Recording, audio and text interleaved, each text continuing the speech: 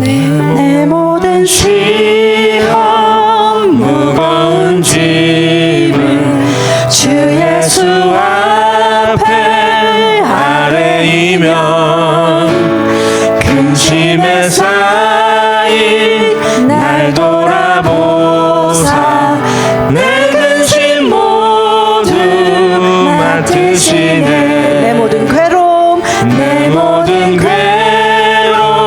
닥치는 환난 주 예수 앞에 아뢰이면 주께서 친히 날 구해주사 넓으신 사랑 베푸시네. 무거운 짐을 나 홀로 지고 견디다 못해 쓰러질 때 불쌍히 여겨 구원해 주리 은혜의 주님 오직 예수. 내 짐이 점점 무거워질 때 주 예수 앞에 아뢰이면 주께서 친히 날 구해주사 내 대신 짐을 져주시네. 무거운 짐을 나 홀로 지고 견디다 못해 쓰러질 때 불쌍히 여겨 구원해 주리 은혜의 주님 오직 예수. 무거운 짐을 나 홀로 지고 견디다 못해 쓰러질 때 불쌍히 여겨 구원해 주리 은혜의 주님 오직 예수.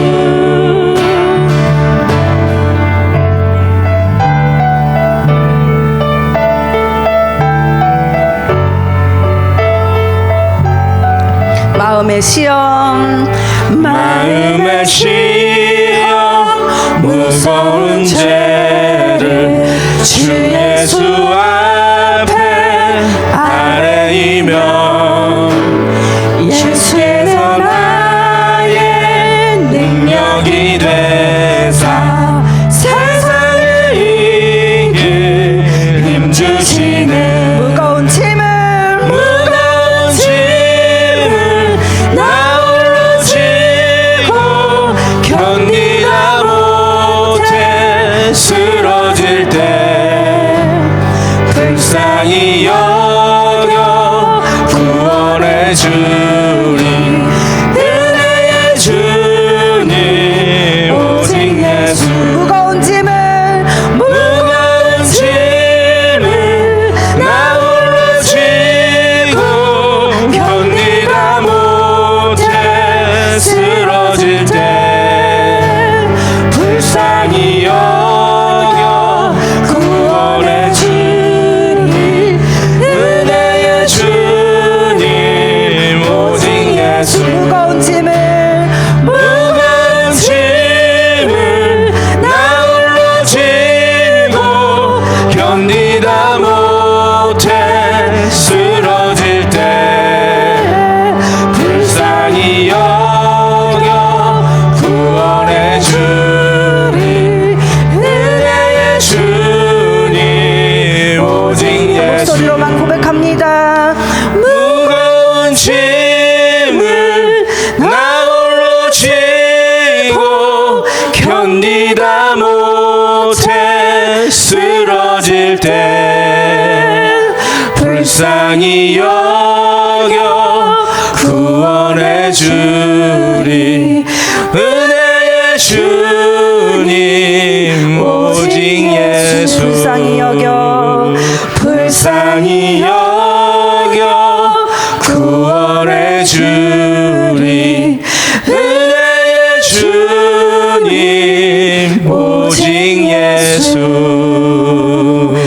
시간에 다 같이 기도하겠습니다. 세상의 풍파 속에서도 파도가 몰아칠 때에도 우리가 쓰러질 때에도 우리를 불쌍히 여겨서 구원해 주리는 오직 주님뿐이십니다.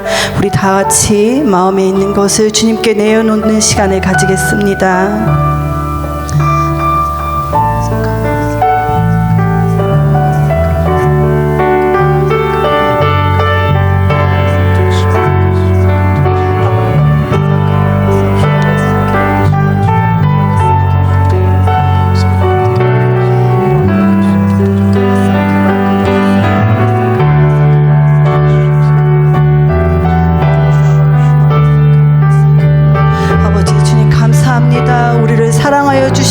구원해 주시니 감사합니다. 아버지 감사합니다. 주님 감사합니다. 그 십자가의 사랑으로 우리를 구원하여 주시고 그 은혜로 우리의 삶을 보듬어 주시고 따뜻하게 안아주시니 감사합니다. 우리가 주님 없이는 살 수 없음을 고백합니다. 우리의 삶을 주님께 온전히 드리기를 원합니다. 은혜로 날 보듬으시고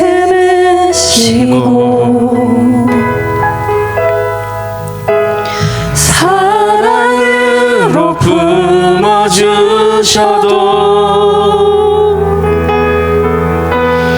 내 마음 한 자락도 지키지 못하는 이 모습 부끄럽습니다. 따스한 곁을 내어주신 따스한 곁을 내어주신 주님 앞에 나아갑니다. 표현 못한 긍휼로 나를 붙드시는 주 이름만 바라봅니다. 매일 마주한 슬픔을 견뎌나가며 주 예수 마음을 닮아 가네. 두려운 걸음마다 주가 동행하니 주 의지하며 오늘을 건네. 주의 신실한 소망을 깊이 담으며 주 예수의 풍요를 채워하네.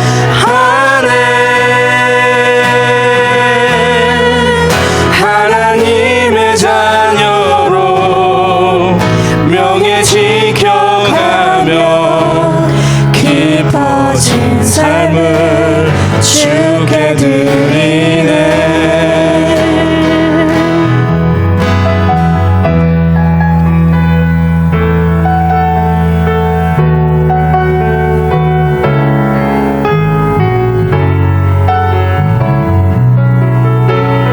다시 한번 고백합니다. 따스한 곁을 내어주신 따스한 곁을 내어주신 주님 앞에 나아갑니다. 표현 못한 긍휼로 나를 붙드시는 주 이름만 바라봅니다. 매일 마주한 슬픔을 견뎌나가며 주 예수의 마음을 닮아 가네.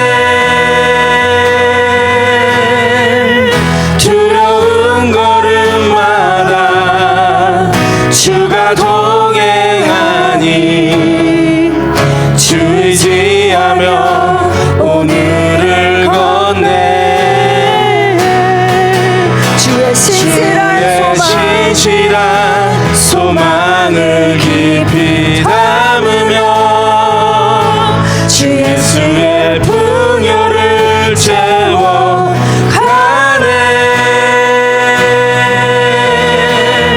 하나님의 자녀로 명예 지켜가며 기뻐진 삶을 주께 드리네. 다시 고백합니다. 매일 마주한 슬픔을 견뎌나가며 주 예수의 마음을 닮아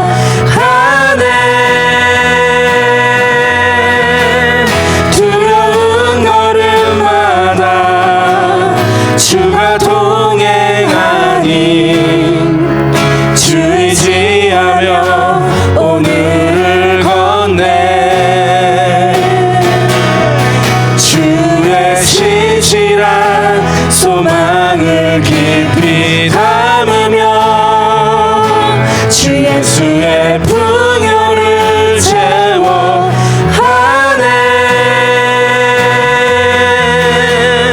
하나님의 자녀로 명예 지켜가며 기뻐진 삶을 주께 드리네. 다시 한번 고백합니다. 매일 마주한 슬픔을 견뎌나가며 주 예수의 마음을 닮아 가네.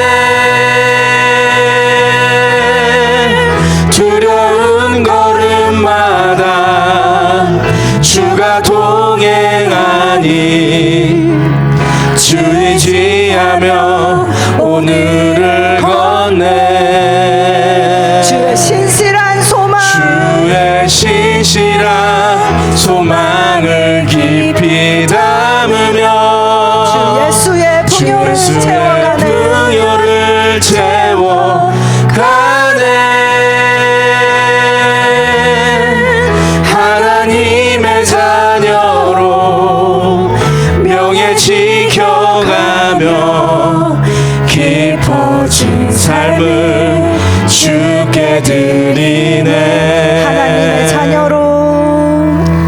하나님의 자녀로 명예 지켜가며 깊어진 삶을 주께 드리네.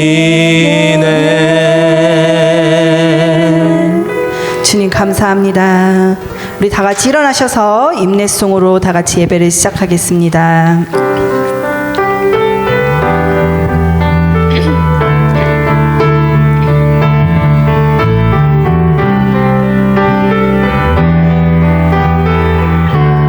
가장 높은 곳에서 가장 낮은 곳으로 찾아오셨네. 날 살리려고 영원한 죽음에서 영원한 생명으로 구원하셨네. 그 시대로 그 사랑으로 그의 사랑으로 나의 영혼 죄 사함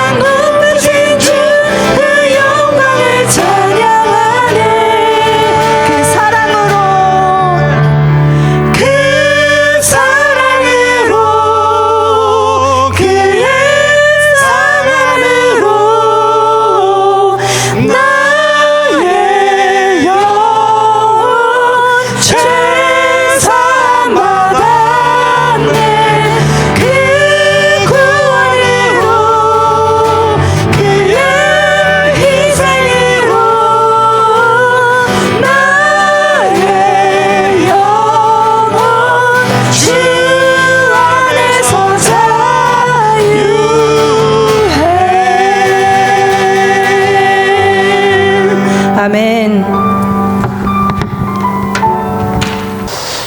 우리가 지난주에는 에스라 1장을 통해서 하나님께 감동되어 살아가는 삶, 하나님께 감동되어 살아가는 삶은 하나님의 말씀이 우리 삶 가운데 이루어질 것을 소망하며 살아가는 삶이다라고 했습니다. 두 번째로 하나님께 감동되어 살아가는 삶은 하나님의 그 귀한 선교 명령에 기쁘게 즐거이 순종하며 살아가는 삶이다라고 했습니다. 모쪼록 우리 귀한 베리 한인장로교회 성도님들 한 분 한 분이 하나님께 감동되어 하나님의 말씀이 이루어지기를 소망하며 귀한 선교에 우리가 가지는 못해도 보내는 선교에 함께 즐거이 기쁘게 헌신할 수 있는 귀한 성도님들 되시기를 주의 이름으로 축원합니다.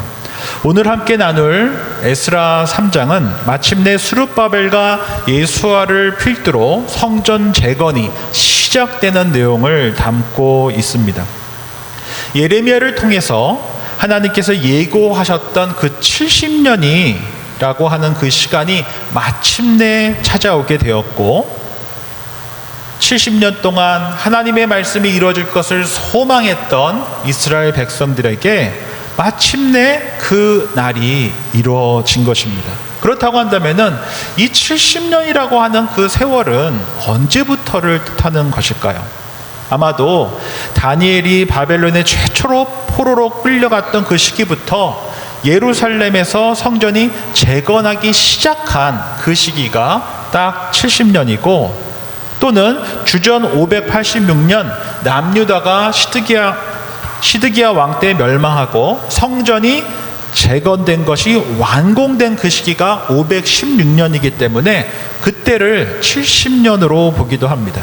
다른 말로 하면 하나님께서 바벨론으로 포로를 가게 하시고 궁극적으로 이스라엘 백성 가운데 회복시키고자 하셨던 것은 다른 것이 아닙니다. 하나님의 성전 솔로몬을 통해서 지어졌던 그 하나님의 성전이 무너지게 하고 다 파괴되게 하면서까지 하나님께서 회복시키고자 하셨던 것은 다른 것이 아니라 바로 예배를 드리는 성전은 건물이나 제도가 아니라 하나님께 너 자신을 드리는 것이다, 너희의 삶을 드리는 것이다 라는 그 삶의 예배를 분명히 회복시키고자 하셨다라는 것입니다. 오늘 함께 에스라 3장을 함께 살펴보면서 예루살렘의 성전이 재건되면서 구체적으로 이스라엘 백성 가운데 어떠한 모습들이 회복되기를 바라셨는지 함께 살펴보며 우리 삶 가운데 하나님께서 회복되기 바라시는 것이 무엇인지 한번 적용해보는 그런 복된 시간이 되었으면 합니다. 첫 번째로 하나님께서 예루살렘의 성전을 재건하시고 회복하시고자 하셨던 것은 다른 것이 아니라 이스라엘 백성의 그 존재 목적인 그 사명이 무엇인지 그 사명이 회복되기를 바라셨습니다. 오늘 본문의 1절 말씀 제가 읽어드립니다. 이스라엘 자손이 각자의 성읍에 살았더니 7째 달에 이르러 일제히 예루살렘에 모인지라. 본문에 보면 이스라엘 백성들이 예루살렘에 돌아와서 먼저 성읍에 살았다라고 기록되어져 있습니다. 그리고 7째 달이 되어서 일제히 모두 다 함께 예루살렘에 모였다라고 말씀하고 있습니다. 그리고 가장 먼저 이스라엘 백성들이 모여 산 일이 무엇입니까? 예배입니다. 예배를 드리기 위해서 제단을 쌓았던 것입니다. 하나님의 말씀대로 번제를 드리기 시작한 것입니다. 우리 주일학교 학생들과 함께 나눴던 것처럼 코로나 시기 때 온라인으로 예배를 드린다고 하긴 했지만 사실 우리가 어떻게 드렸습니까? 그렇지 않습니까? 예배를 드리다가 화장실도 가고, 예배를 드리다가 물도 마시러 가고, 예배를 드리다가 핸드폰도 체크하고, 예배를 드리다가 애들 떠드니까 또 잔소리하고, 예배를 드리지 않았습니다. 그냥 앉아는 있었지만 예배를 전심으로 드리지 못했습니다. 아마도 이것은 목사인 저에게도 정직한 고백일 것입니다. 온라인으로 예배를 바르게 드리지 못했습니다. 그러한 삶을 이스라엘 백성들이 바벨론 포로기 동안 70년을 그렇게 드렸던 것입니다. 그래서 예루살렘으로 돌아와서 하나님의 성전을 재건하기 위해서 모여서 첫 번째 한 일이 하나님께 번제, 예배를 드린 것입니다. 저는 이렇게 믿습니다. 예수님을 믿고 살아가는 그리스도인과 예수님을 믿지 않고 살아가는 비그리스도인의 가장 큰 차이는 주일을 구별하여 예배를 드리는가, 그렇지 않은가에 가장 큰 차이가 있다라고 믿습니다. 예배를 드리며 살아가느냐, 그렇지 못하느냐. 그러니까 에센셜 워커분들은 시프트로 근무를 하시기 때문에 주일을 매주 성수화시키기가 굉장히 어려우시지만 한 주의 하루라도, 반나절이라도 구별하여 하나님께 드리는 이러한 예배의 삶을 통하여서 내가 그리스도인의 그 다름이 증명된다는 것입니다. 믿는 자와 믿지 않는 자의 차이는 바로 예배를 드리며 사느냐, 그렇지 않느냐에 있습니다. 그래서 예배는 하나님께서 우리를 부르신 하나님의 자녀들에게 있어서는 너무나 큰 특권이며 동시에 사명이라는 것을 결코 잊으시면 안 됩니다. 예배로 부르심을 받은 것은 너무나 큰 특권이고 축복이자 사명이다라는 것입니다. 그렇다면 이스라엘 백성들이 잃어버렸던, 이스라엘 백성들이 놓쳐버렸던 그 예배, 그 예배의 특권, 무엇이 예배이길래 그들이 놓쳤고 하나님께서는 70년이라는 시간을 그렇게 고생시켜 가시면서 예배가 회복되기를 바라셨던 것일까요? 레위기에 보면 5가지의 제사에 대해서 기록되어져 있습니다. 첫 번째 제사가 뭡니까? 번제입니다. 번제는 조금도 남기지 않고 싹 다 태워서 드리는 제사입니다. 무엇을 의미합니까? 나를 드린다라는 것입니다. 내가 드리고 싶은 부위만 드리는 것이 아닙니다. 하나님, 저는 오른팔만 드리겠습니다. 그렇지 못한다는 것입니다. 번제로 드린다라는 것은 하나님께 나를 다 드리는 것이지 내 생각은 못 드립니다. 내 돈은 못 드립니다. 우리 자녀 못 드립니다. 내 오른쪽 다리는 못 드립니다가 아니라는 것입니다. 번제로 드린다라는 것은 온전히 드린다라는 것입니다. 내 삶을 하나님께 온전히 의지합니다. 드립니다라는 것입니다. 두 번째 제사가 뭡니까? 소제입니다. 소제는 곡물 제사입니다. 이 곡물 제사는 충성과 헌신을 의미하는 제사입니다. 그래서 곡물을 드릴 때 잘게 빻아 드립니다. 무엇을 의미합니까? 내 생각을 빻는 것입니다. 내 계획을 빻는 것입니다. 하나님 앞에서 내 생각과 계획대로 살지 않겠습니다. 하나님께 충성되게 살겠습니다. 하나님의 생각보다 내 생각이 앞서지 않겠습니다. 하나님의 계획보다 내 계획이 앞서지 않겠습니다. 라고 하며 잘게 부수는 것입니다. 그리고 거기에 기름과 유향을 더했습니다. 무엇입니까? 성령 안에서 기도하며 드리는 제사입니다. 그리고 소제로 드릴 때 절대로 누룩과 꿀을 함께 드리지 못하게 했습니다. 왜 그렇습니까?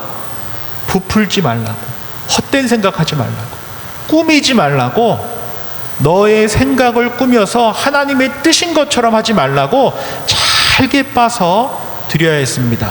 그래서 꿀을 넣지 못했습니다. 누룩을 넣지 못했습니다. 오히려 무엇을 넣게 했습니까? 소금을 넣게 했습니다. 구별되게 하신 것입니다. 세 번째로 속죄제입니다. 속죄제가 무엇입니까? 죄가 속해지는 제사입니다. 이 제사는 항상 드려야 했습니다. 회개는 쌓아놓고 주일날 한 번에 회개하는 것이 아닙니다. 회개는 성령께서 나에게 불편한 마음을 주셔. 그럼 어떻게 해야 됩니까? 바로 회개해야 하는 것입니다. 이것이 속죄제입니다. 회개하는 제사입니다.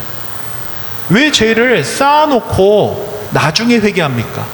그렇지 말라는 것입니다. 회개는 즉각 성령께서 깨닫게 하시면 바로 회개하는 것이지 쌓아놓다가 하는 것이 아니라는 것입니다. 1년에 3번 와가지고 속죄제사 드리는 거 아니라는 것입니다. 그때 드리는 제사가 속죄제사입니다. 네 번째로 속건제가 무엇입니까? 공동체 안에서 누군가한테 피해를 끼쳤을 때 어떻게 해야 됩니까? 미안합니다. 입으로 죄를 고백해야 됩니다. 화해를 청해야 됩니다. 그리고 누군가한테 이웃에게 피해를 끼쳤으면 어떻게 해야 됩니까? 보상해야 합니다. 보상할 때 어떻게 해야 됩니까? 5분의 1을 더해서 보상을 해야 합니다. 그래서 이 공동체 가운데서 오해가 없도록 화해가 일어나도록 보상하도록 만든 제사가 무슨 제사입니까? 속건 제사입니다. 마지막 제사가 무엇이죠? 화목제입니다. 화목제는 성도 간에 함께 친교하는 것입니다. 우리가 예배를 함께 마치고 함께 친교하는 그 시간마저도 뭐라는 것입니까? 예배라는 것입니다. 하나님께 드리는 시간이고 하나님께서 사랑하라고 붙여주신 가족과 이웃을 섬기는 그러한 예배의 시간이 바로 이 친교의 시간, 화목제, 바로 이 나눔의 시간이라는 것입니다. 내 얘기를 통해서 우리가 예배가 무엇인가, 나를 부분적으로가 아니라 전부를 드리는 시간입니다. 나의 생각과 계획보다 하나님의 뜻이 앞서게 하는 것입니다. 죄를 쌓아놓고 회개하는 것이 아니라 그때그때 성령께서 깨닫게 하셨을 때 회개하게 하는 것입니다. 누군가한테 피해를 끼치고 하지 말아야 할 말을 했다고 한다면은 용서를 구하는 것입니다. 보상하는 것입니다. 그리고 성도 안에서 하나님께서 만나게 하신 귀한 성도 가운데 교제하는 시간, 그 시간까지 예배인 것입니다. 하나님께서 이 70년이라고 하는 바벨론 포로기를 통하여 회복시키고자 하셨던 것이 바로 이 예배라는 것입니다. 너 자신을 부인해라. 하나님의 뜻이 늘 앞서야 한다. 죄를 회개해라. 화해해라. 함께 나누며 섬기며 살아라 라고 말씀해 주시고자 그 70년이라는 시간이 필요했다라는 사실을 결코 잊으시면 안 됩니다. 모쪼록 우리 베리하는 장로교회 귀한 성도님들이 이스라엘에서 다시 이스라엘 백성들이 예루살렘으로 다시 돌아와 성전을 재건할 때 하나님께서 이 예배가 회복되기를 바라셨던 것처럼 우리 귀한 베리하는 장로교회 가운데 이 예배가 회복되기 바랍니다. 예배는 구경하러 온 시간 아닙니다. 나를 부인하러 온 시간입니다. 예배는 내 생각과 주장을 주장하려고 오시는 곳이 아닙니다. 내 뜻을 부인하고 하나님의 뜻이 이루어지기를 바라는 시간입니다. 회개하는 시간입니다. 화해하는 시간입니다. 나누고 공동체 안에서 하나 되는 시간이라는 것을 결코 잊지 않고 살아가는 저와 여러분들이 되었으면 좋겠습니다. 두 번째로 우리가 하나 더 기억해야 될 것은 하나님께서 예루살렘의 성전을 재건하시며 회복하시고자 하셨던 것은 기억의 회복입니다. 하나님께서 어떻게 행하셨는가? 하나님께서 어떻게 우리를 구원하셨는가? 그것을 기억할 때 우리가 뭐 할 수 있습니까? 감사할 수 있습니다. 기억이 회복이 돼야 감사가 회복이 됩니다. 오늘 본문인 4절 말씀 제가 읽어드립니다. 기록된 규례대로 초막제를 지켜 번제를 매일 정수대로 날마다 드리고. 예루살렘으로 돌아왔던 이스라엘 백성들이 첫 번째 했던 일은 예배의 회복입니다. 두 번째는 초막절을 지킴으로 절기가 회복되게 했습니다. 이 초막절은 오늘날 우리 한국에게는 추석과 같은 날입니다. 또 곡식을 저장해 두었다가 함께 나누기 때문에 수장절이라고도 했습니다. 그리고 이 초막절이면 우리 주일학교 학생들과 나눴던 것처럼 일주일간 텐트를 치고 지냅니다. 그리고 출애굽하신 그 하나님께서 40년간 어떻게 하나님의 백성이 거룩하게 바뀌도록 행하셨는지를 기억하는 날이 바로 이 초막절이라는 것입니다. 다른 말로 하면 구원하신 그 하나님을 기억하고 우리의 인생이 나그네 삶이며 궁극적인 본향은 결국 하나님의 나라다라고 하는 것을 기억하기 위해서 일주일 동안 텐트 생활을 하며 지키는 절기가 초막절입니다. 이러한 맥락에서 바벨론 포로에서 예루살렘으로 돌아왔던 이들이 초막절을 지켰다라는 것은 너무나 중요합니다. 출애굽하신 그 하나님께서 여기까지 인도해 주셨습니다. 마치 애굽 땅에서 400년 가까이 종살이 하던 그들을 40년 동안 거룩하게 광야에서 새롭게 하셔서 약속의 땅으로 인도하셨던 것처럼 하나님께서 똑같이 일하셨습니다. 애굽에서 일하셨던 하나님께서 바벨론에서도 똑같이 일하셨습니다 라고 하며 감사의 제목을 기억하는, 다른 말로 하면 기억이 회복될 때 감사가 회복되게 하는 그 절기가 바로 초막절입니다. 그러므로 우리 그리스도인들에게도 이 초막절을 기억한다는 것은 너무나 중요합니다. 초막절은 구원하신 그 하나님을 예배하고 우리의 삶의 시선을 땅에만 두지 않고 하늘에 두는 귀한 절기이기 때문에 그렇습니다. 제가 설교를 준비하면서 한 예화를 보게 되었습니다. 이 감사 테라피라고 하는 책에 나오는 내용이라고 하는데요. 이미 들으신 분들은 있으실 수 있습니다. 제가 읽어드리겠습니다. 당신이 많은 세금을 내야 한다면 감사하십시오. 당신에게 안정된 직장과 사업장이 있다는 말이기 때문입니다.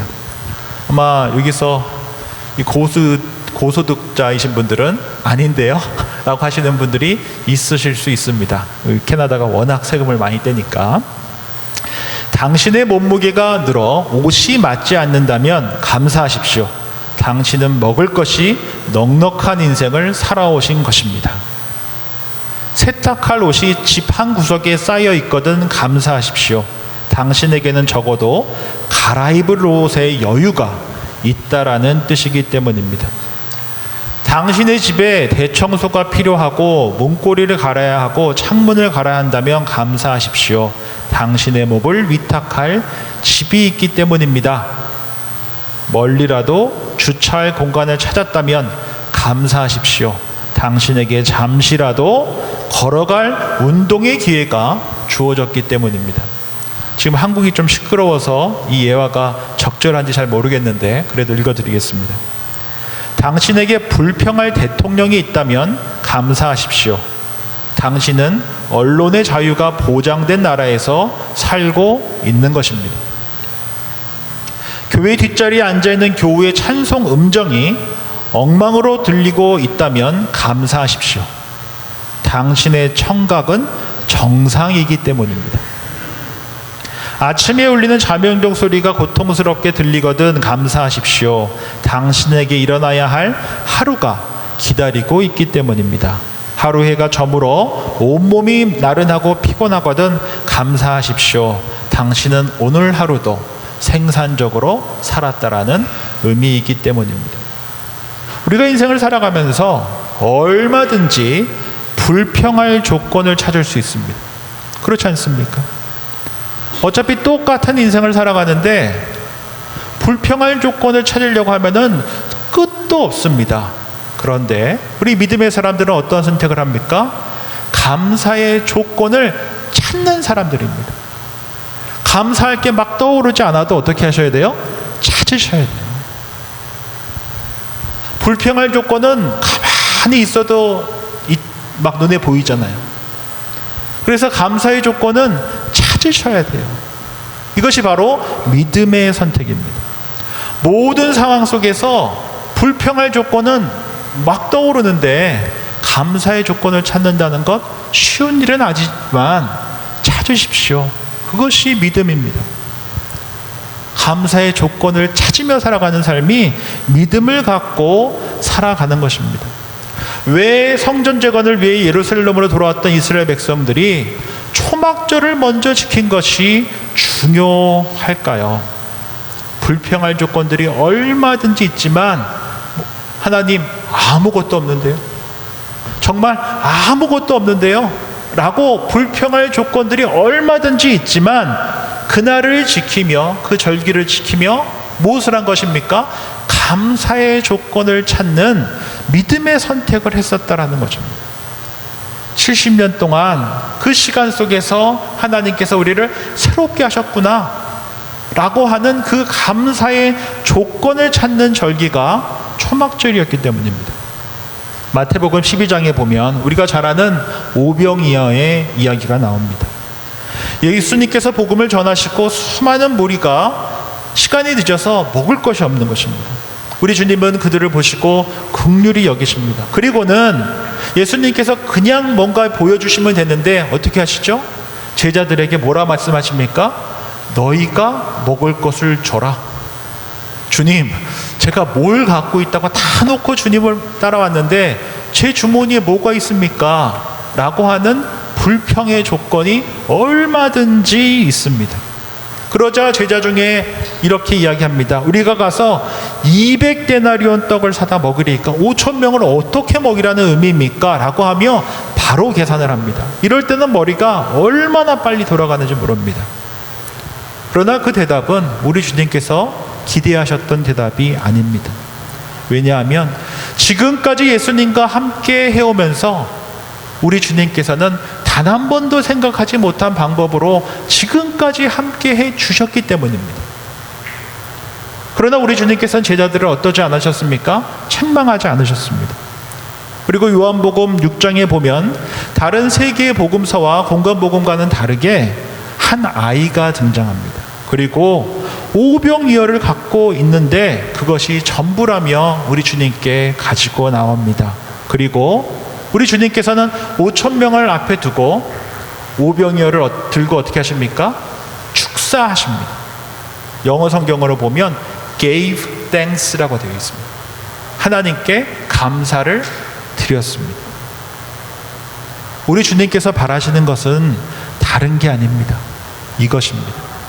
감사의 조건을 찾으며 살라.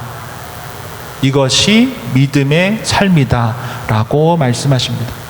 우리 주님께서는 더 갖고 오라고 말씀하지 않으셨습니다. 오병이어를 우리가 어떻게 먹이냐 라고 말씀하지 않으셨다라는 거예요. 더 갖고 오라고 말씀하지 않으셨다는 것입니다. 하나님께 어떻게 하셨습니까? gave thanks, 감사를 드렸습니다. 그 오병이어의 기적은 그렇게 시작되었고 5,000명을 넣고 12개의 바구니가 남게 하셨습니다. 우리 주님께서는 그렇게 일하시는 분이십니다. 더 갖고 오라고 말씀하시는 분이 아니라 오병이어를 통해 기적을 베푸시는 분이 우리 주님이십니다.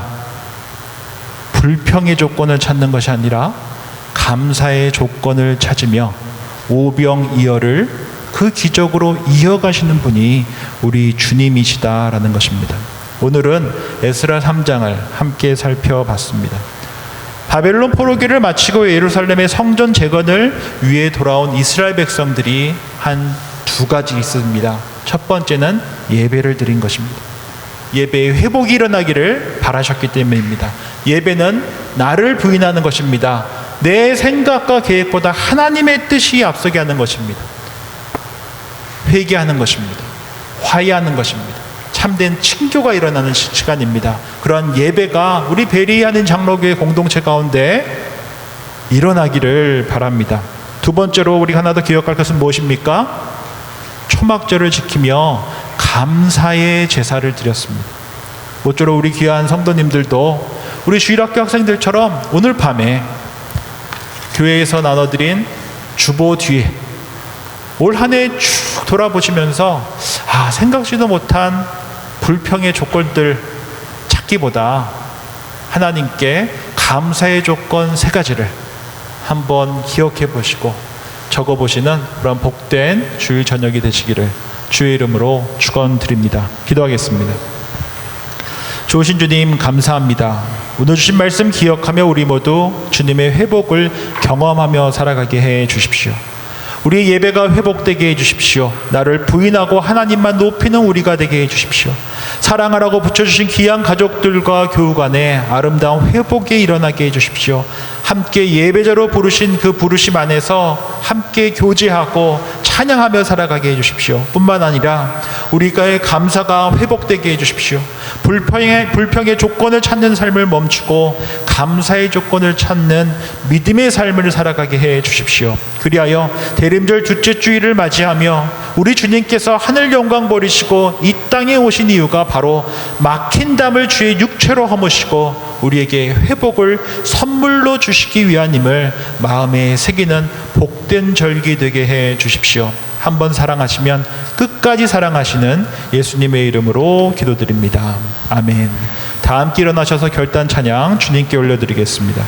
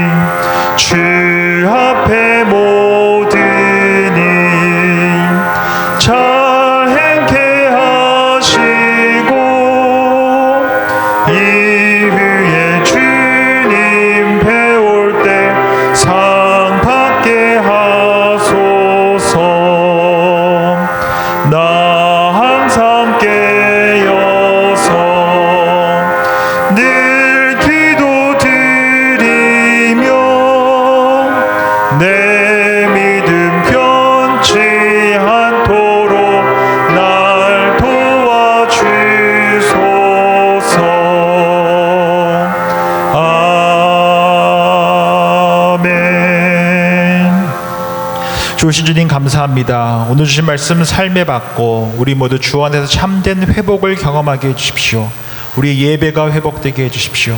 우리의 감사가 회복되게 해주십시오. 그리하여 대림절 둘째 주일을 맞이하며 우리 주님께서 이 땅 가운데 오신 이유가 바로 회복이라는 사실을 우리 입술과 삶을 통해 전하는 우리 모두 되게 해 주십시오. 베리하는 장로교회 되게 해 주십시오. 우리 주 예수 그리스도의 은혜와 하나님 아버지의 사랑과 성령의 교통하심이 대림절 둘째 주일을 맞이하며 우리 주님께서 이 땅 가운데 오신 이유가 우리에게 회복을 주시기 위함이라는 사실을 우리 입술과 삶을 통해 증거하며 살아가기를 다짐하고 결단하는 주님의 사람들과 베리하는 장로교회 위에 이제로부터 영원까지 함께 하시기를 간절히 축원하옵나이다. 아멘.